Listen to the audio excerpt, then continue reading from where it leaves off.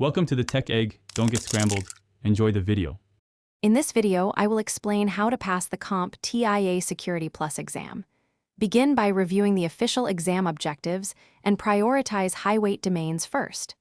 Build a study plan that mixes reading, hands-on labs, and practice questions. Schedule consistent sessions and track progress with short quizzes. Focus on weak topics and repeat simulations until timing and accuracy improve. Finish with a final practice exam under timed conditions to build confidence and readiness.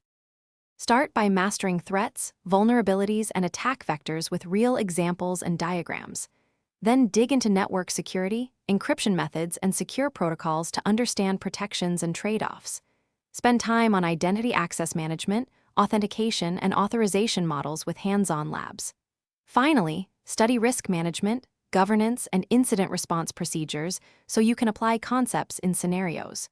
Consistent, active practice helps convert knowledge into exam-ready skills and judgment.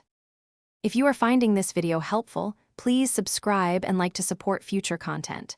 Quick recommendation: make study sessions simpler with leak-proof meal prep containers that keep snacks fresh and prevent spills around your laptop.